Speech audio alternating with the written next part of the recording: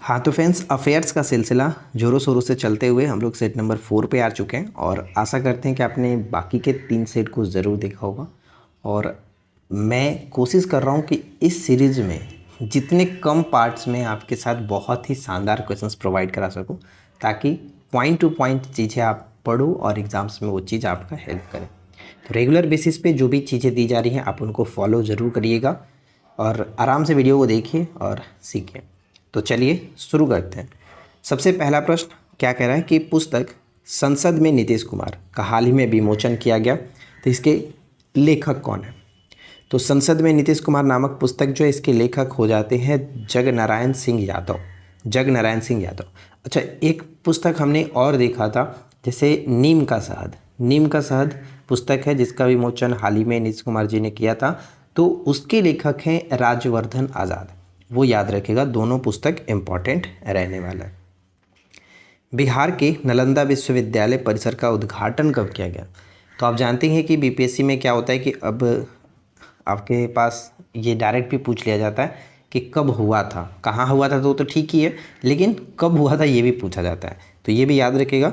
नालंदा विश्वविद्यालय परिसर का हाल ही में उद्घाटन किया गया और ये 19 जून 2024 को किया गया, जिसमें 17 देशों के राजदूत शामिल थे। ठीक है, ध्यान रखेंगे 19 जून 2024 को। अब देखिए, एक लक्ष्य है कि हेपेटाइटिस को पूरी तरह से ख़त्म करने का जो बिहार सरकार का लक्ष्य है वो 2030 तक का है। कब तक? 2030 तक का। ई क्षमता ऐप, मैं डेली आपको एक दो पोर्टल या फिर एक एप्लीकेशन के बारे में बता ही देता हूँ। तो यहाँ पे ई क्षमता एक ऐप लॉन्च किया गया है स्वास्थ्य विभाग के द्वारा, और इसमें कहा गया है कि राज्य के नर्सिंग विद्यालयों में मुफ्त जो पाठ्यक्रम सामग्री होगी, पाठ्यक्रम सामग्री जो होगा उसको उपलब्ध कराने हेतु ये ई क्षमता ऐप को लॉन्च किया गया। बिल्कुल निःशुल्क है, बिल्कुल फ्री होगा। राइट, चलिए आगे बढ़ने से पहले छोटा सा रिक्वेस्ट है कि वीडियो को ज़्यादा से ज़्यादा लाइक करिए, अपने फ्रेंड के साथ शेयर करिए, और चैनल पे पहली बार आया है, अगर आपने अभी तक सब्सक्राइब नहीं कर रखा है तो अब क्या ही सोचना, जल्दी से सब्सक्राइब कर लीजिए ताकि आप रेगुलर इस तरह की वीडियो देख सकें। इससे पहले हमने बात किया था कि प्रति व्यक्ति आय में सर्वाधिक जो शीर्ष 3 जिले हैं, जैसे हमने देखा था कि पहला आपका आता है पटना, दूसरा बेगूसराय, तीसरा मुंगेर आता है। उसी तरह से अगर पूछ लिया जाए कि सब प्रति व्यक्ति आय में सबसे कम कौन सा जिला है, तो आपका शिवहर हो जाएगा। और शिवहर के बारे में एक चीज़ हम और जानते हैं कि 2011 के जनगणना के अनुसार ये सबसे ज़्यादा जनसंख्या घनत्व वाला जिला है। ठीक है, नेक्स्ट, आईआईटी पटना ने शैक्षणिक सहयोग के लिए किस संस्था के साथ समझौता किया? तो आईआईटी जो पटना है, इन्होंने हाल ही में फ्रांसीसी संस्थान के साथ समझौता किया शैक्षणिक सहयोग के लिए। अच्छा, हाल ही में आईआईटी पटना इसलिए भी इम्पॉर्टेंट हो जाता है क्योंकि इन्होंने सूटकेस इन्वर्टर को विकसित किया, पेटेंट कराया। ठीक है, आईआईटी पटना ने, तो ये पॉइंट भी इम्पॉर्टेंट रहेगा। अगला पॉइंट आता है कि पद्मश्री सम्मान 2024 से सम्मानित राम कुमार मलिक, जो कि ध्रुपद गायन कला से संबंध रखते हैं, इनका संबंध किस घराने से है? तो पद्मश्री सम्मान बिहार में इस वर्ष 5 लोगों को पद्म पुरस्कार दिया गया, जिसमें एक पद्म विभूषण था, एक पद्म भूषण है और 5 पद्मश्री पुरस्कार है। तो 5 पद्मश्री में एक है राम कुमार मलिक, ध्रुपद गायन कला से, इनका संबंध दरभंगा घराने से हो जाता है। और पद्मश्री 5 जो पुरस्कार मिला है बिहार में, आप यहाँ पे देख पाएंगे, अशोक कुमार विश्वास, सुरेंद्र किशोर, राम कुमार मलिक, शांति देवी पासवान और शिवम पासवान, ये दोनों दंपति हैं। ये पॉइंट याद रखेंगे। ठीक है, नेक्स्ट आता है कि जाबिर अंसारी जो कि चर्चा में रहे हैं, इनका संबंध जमुई जिले से हो जाता है। नेपाल में आयोजित अंतर्राष्ट्रीय कराटे प्रतियोगिता में इन्होंने स्वर्ण पदक जीता है। जमुई के बारे में 2 करंट तो आपको पता ही है कि बिहार में रामसर स्थल जो हो गए हों, वो टोटल 3 रामसर स्थल हो गया, और 2 जो कि जून 2024 में नागी और नकटी जो पक्षी अभ्यारण्य, इनको शामिल किया गया। तो जमुई में ये याद रखना है आपको। नागी पक्षी अभ्यारण्य, नागी पक्षी महोत्सव भी जमुई में इस वर्ष मनाया गया है, आयोजित किया गया। नेक्स्ट है कि जूही कुमारी, जिनका संबंध कहाँ से है?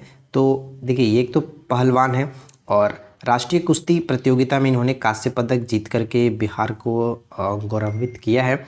और यहाँ पे आपको ये याद रखना है कि ये बेगूसराय से संबंध रखती हैं। ठीक है फ्रेंड्स, बेगूसराय से संबंध इनका है। चलिए आगे देखते हैं। बिहार के किस जिला के खो खो खिलाड़ी नसरीन शेख को अर्जुन अवार्ड से सम्मानित किया गया। तो अर्जुन अवार्ड पाए हैं ये, तो बहुत ज़्यादा इम्पॉर्टेंट रहने वाला है पेपर के लिए। याद रखिएगा कि नसरीन शेख का संबंध तो हो जाता है खो खो खिलाड़ी से, और इनको अर्जुन अवार्ड दिया गया, ये अररिया ज़िले से संबंध रखती है, बिहार के अररिया ज़िले से। 66वें नेशनल स्कूल गेम्स में बिहार को कौन सा स्थान प्राप्त हुआ? 66वें नेशनल स्कूल गेम्स में बिहार को 14वां स्थान प्राप्त हुआ है। खेलो इंडिया यूथ गेम्स 2024 में बिहार ने कुल कितने पदक जीते हैं? तो ये इंपॉर्टेंट पॉइंट बनेगा कि खेलो इंडिया यूथ गेम 2024 में बिहार ने कुल 5 पदक जीते हैं। और याद रखिएगा कि 2023 की बात की तो 23 में टोटल 7 पदक जीते थे, राइट। यहाँ पे देखिए 5 पदकों में हो जाता है 2 स्वर्ण है, 2 रजत और 1 कांस्य है। 2 स्वर्ण जो आया है शुभम कुमार आरा से संबंध रखते हैं और दुर्गा सिंह गोपालगंज से, ये 2 लोगों के द्वारा स्वर्ण पदक आया था। पश्चिमी चंपारण में कहाँ टेक्सटाइल पार्क स्थापित किया जाएगा? तो पश्चिमी चंपारण में कहाँ टेक्सटाइल पार्क? तो बेतिया के कुमार बाग में, बेतिया के कुमार बाग में। तो क्वेश्चन घुमा करके ऐसे भी पूछा जा सकता है कि हाल ही में चर्चा में रहा बेतिया का कुमार बाग या फिर कुमार बाग किस जिले में स्थित है जहां पर टेक्सटाइल पार्क स्थापित किया जाएगा? मतलब क्वेश्चन किसी तरह से भी पूछा जा सकता है, तो आप लोग कोशिश ये करो कि दोनों तरफ से क्वेश्चंस को याद किया जाए, ठीक है। अब रही बात देखिए फ्रेंड्स पीडीएफ की, तो मैं पीडीएफ बता चुका हूँ कि पीडीएफ हमारे एप्लीकेशन पर मिलता है, तो आप जाकर के एप्लीकेशन पर चेकआउट कर सकते हैं, हमारे पेड कोर्स को ज्वाइन कर सकते हैं। फिलहाल 2 कोर्सेज में आपको ये पीडीएफ मिल जाएगी, 17 बीपीएससी के बैच में और एक बिहार स्पेशल के बैच में। तो जिसको भी आपको जो ज्वाइन करना है आप वहाँ पर जाकर के ज्वाइन कर सकते हैं। चलिए आगे बढ़ते। इसके बाद नेक्स्ट प्रश्न आता है कि किस जिले के भितिहरवा में गांधी थीम पार्क स्थापित किया जाएगा? किस जिले के भितिहरवा में गांधी थीम पार्क स्थापित किया जाएगा? तो हो जाता पश्चिमी चंपारण, पश्चिमी चंपारण। नेक्स्ट, करकटगढ़ जलप्रपात का विकास पर्यटन स्थल के रूप में होगा, और ये किस जिले में पड़ता है? तो करकटगढ़ जलप्रपात का संबंध कैमूर जिले से होगा। और कैमूर जिला के बारे में एक पॉइंट और याद रखिएगा कि बिहार का दूसरा टाइगर रिजर्व जो है वो कैमूर में बनने वाला है। पहला तो आपको पता ही है कि वाल्मीकि जो टाइगर है, टाइगर उद्यान, वो आपका पश्चिमी चंपारण है, तो दूसरा आपका यहाँ पे बनेगा कैमूर में। नटराज कला सम्मान 2024 किसको मिला? बिहार के वो व्यक्ति कौन है जिनको हाल ही में नटराज कला सम्मान 2024 से नवाजा गया? तो प्रसाद रत्नेश्वर पूर्वी चंपारण से, प्रसाद रत्नेश्वर पूर्वी चंपारण से, राइट। अच्छा, कल की वीडियो में हमने एक बात किया था एक पुरस्कार के बारे में, तो वो क्या था वो मैं आपको बताता हूँ। कल हमने ये देखा था कि हिंदी साहित्य शिरोमणि अवार्ड जो है वो किसको मिला? तो राम आश्रय गोयल को दिया गया था, राम आश्रय गोयल, ये याद रखेंगे। और नटराज कला सम्मान 2024 प्रसाद रत्नेश्वर को मिला पूर्वी चंपारण से।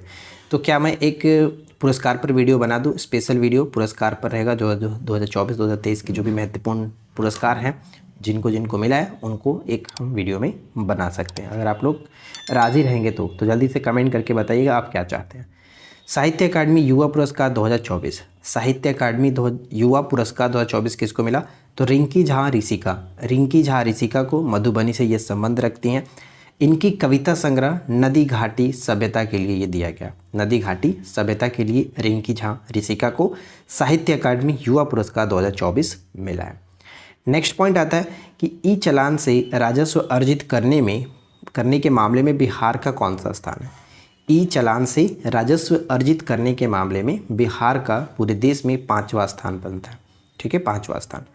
बिहार के अब तक का सबसे बड़ा सोलर जो पावर प्लांट है वो कहाँ लगाया गया?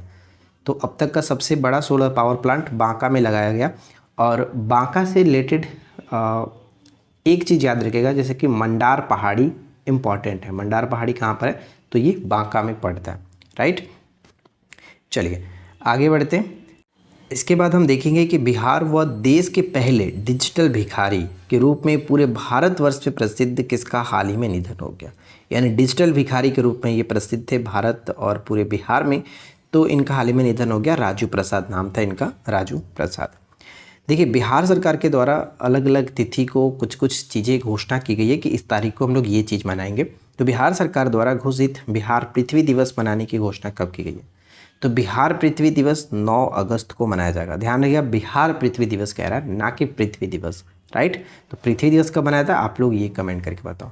नेक्स्ट आता है कि बिहार संग्रहालय दिवस कब मनाते हैं? तो बिहार संग्रहालय दिवस 7 अगस्त को, जैसे कि हम 7 अगस्त को जैवलिन थ्रो के रूप में मनाते हैं, साथ ही साथ हथकरघा दिवस के रूप में मनाते हैं। तो बिहार सरकार के द्वारा स्पेशल बिहार संग्रहालय दिवस 7 अगस्त को मनाया जाएगा। 16 जनवरी 2024 को किस स्टार्टअप को बिहार का best startup of the year पुरस्कार दिया गया? तो आने वाले पेपर के लिए बहुत ज़्यादा इंपॉर्टेंट रहेगा। मोडिवाइजर प्राइवेट लिमिटेड जो है, इसको बिहार का बेस्ट स्टार्टअप अवार्ड दिया गया। अगला पॉइंट आता है कि बिहार में कितने महीने की सज़ा वाले लोग पंचायत चुनाव नहीं लड़ सकते हैं? तो पंचायत चुनाव नहीं लड़ सकते अगर 6 महीने की भी सज़ा हो गई है तो उनको अब वो नहीं लड़ सकते। बहुत अच्छी बात है।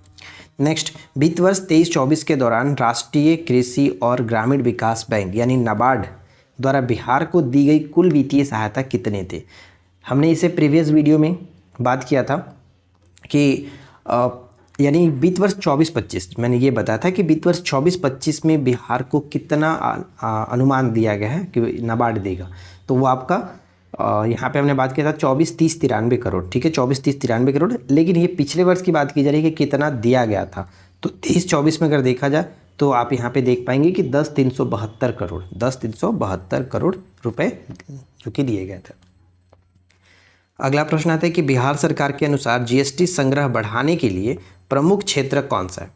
जीएसटी संग्रह बढ़ाने के लिए प्रमुख क्षेत्र कौन सा है? तो औद्योगिक क्षेत्र, ठीक है। औद्योगिक क्षेत्र के अकॉर्डिंग देखा जाए तो जीएसटी संग्रह बढ़ाने के लिए एक प्रमुख क्षेत्र है। स्वास्थ्य श्रेणी में महिला उदाहरण पुरस्कार, स्वास्थ्य श्रेणी में महिला उदाहरण पुरस्कार यानी वुमेन एग्जाम्पलर अवार्ड, ठीक है, वुमेन एग्जाम्पलर अवार्ड प्राप्त करने वाली रूमी परवीन बिहार के किस जिले से? तो रूमी परवीन का संबंध होगा किशनगंज से। किशनगंज से इनको एक ट्रॉफी दिया गया, प्रमाण पत्र के साथ साथ 3 लाख रुपए नगद राशि भी दी गई है, ठीक है। तो महिला उदाहरण पुरस्कार किसे मिला? तो रूमी परवीन को। तो कुल मिलाकर यहाँ पे देखा जाए तो आज हमने 25 क्वेश्चंस डिस्कस किया है और आशा करते हैं कि आप लोगों को वीडियो पसंद आया होगा। वीडियो अच्छा लगा हो तो लाइक एंड शेयर करके जाना, चैनल पे पहली बार है सब्सक्राइब कर लीजिएगा। पीडीएफ के लिए आप एप्लीकेशन पे जा सकते हैं, वहाँ पे आपको सारा पीडीएफ एक जगह मिल जाता है, चाहे वो बिहार स्पेशल का हो, मॉडर्न हिस्ट्री का हो या फिर आपका ये करंट का हो, सब कुछ दिया गया। साथ ही साथ मैंने बिहार बजट मतलब बिहार बजट बोल रहा हूँ, वो तो है ही करंट में, लेकिन आप देखोगे तो केंद्रीय बजट और भारत का आर्थिक सर्वेक्षण वो पीडीएफ भी मैंने प्रोवाइड उसमें कराया हुआ है, तो आप जा के वहाँ से डाउनलोड कर सकते हैं। तो इस वीडियो में इतना ही, मिलते हैं नेक्स्ट वीडियो में नए टॉपिक के साथ। Thanks for watching, keep watching, keep learning, have a good day.